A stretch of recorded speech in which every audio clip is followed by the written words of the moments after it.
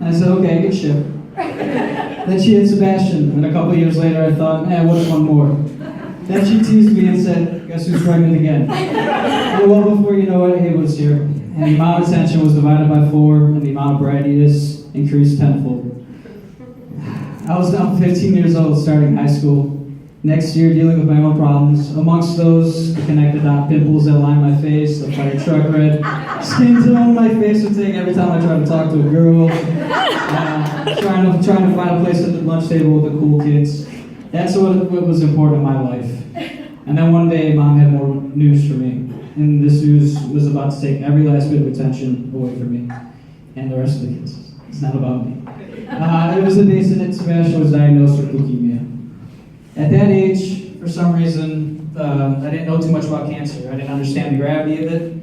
I remember my teachers, my middle school social workers started addressing me more, asking how I was doing and if I ever wanted to chat about it, but I didn't really get it. I just remember there being this dark, ominous vibe in the air that I just couldn't wrap my head around.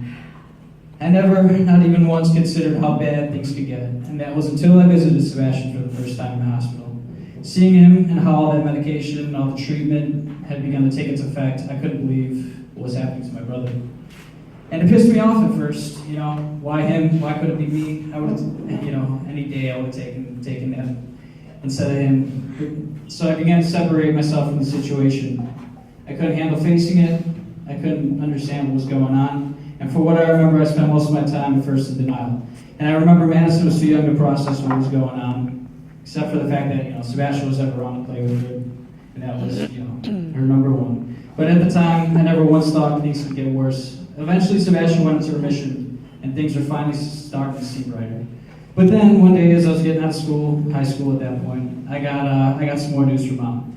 So I rushed over to the hospital, and we sat and waited for what was to be, the most heartbreaking news we could have gotten at that point. And there was the news of Sebastian's relapse. And it was in that moment that we as a family went into our most vulnerable state. I remember Sebastian asking him immediately if this meant, am I going to lose my hair again? And Dr. Morgan, she answered that, breaking through the layer of poise and strength he had built through all the previous treatments and everything he had been through at that point. I saw the little amount of strength my mom had left from the many sleepless nights in the hospital, and I saw that all kind of relinquished from her and the rest of the family as well. And we all sort of broke down in that moment. I was now old enough to understand the gravity. It crushed me knowing my brother, who had just finally gone through all this, was about to have to relive it and face it again. But, I was older now, and I understood I had to do whatever I could to mimic strength and hope, which is something I feel like I didn't do the first time, because I was too young or whatever it was, I was scared. But this time, I felt I had to be, show strength and hope. Because I knew we could beat it, and I never once doubted that. He was and still is the strongest kid, man now, I know, he's getting older. I spent many nights visiting him at that point in the hospital. We played card games, we ordered room service. I remember, me and him taking a bunch of goofy pictures on an iPad. I'm sure we still have those somewhere.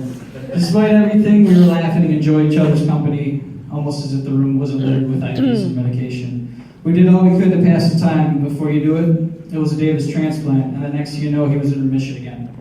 It was all, it all happened so fast. And I'm sure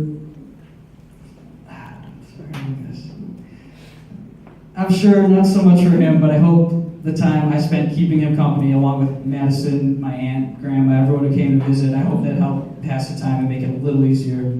But in retrospect, it all happened so fast. And, it's amazing how far we've come now. Sebastian's in high school.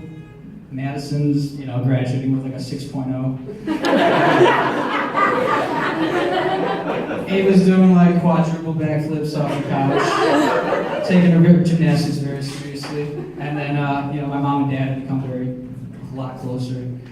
They're doing good. They're doing good. They've been through a lot, and we look up to them. And even I straightened up my act. I just finished a certificate course, so I will on Saturday, so that's cool.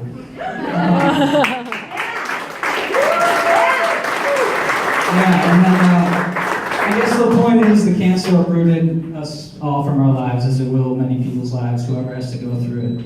But with the support of Children's Hospital, family, friends, we were able to get through it. and we were able to, keep fighting through it. And finally, I want to say how proud I am from Sebastian and Jenna. You guys have fought a hard battle, and I'm very proud of you guys for sharing and opening up. I know it's hard. I know it'd be hard for me. And then also, thank you to the 2017 Man of the Year candidates. This is also about you guys. Thank you guys for what you're doing, and everyone else. Let's have fun. I told myself I wasn't gonna have a beer until I got this done. So. I have a beer,